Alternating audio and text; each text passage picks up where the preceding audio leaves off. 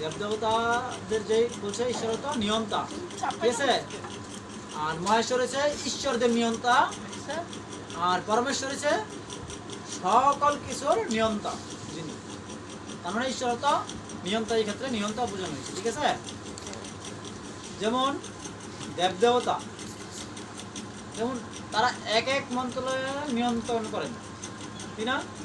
একজনে কিন্তু আরেকজনের মন্ত্রণালয় নিয়ন্ত্রণ করতো না।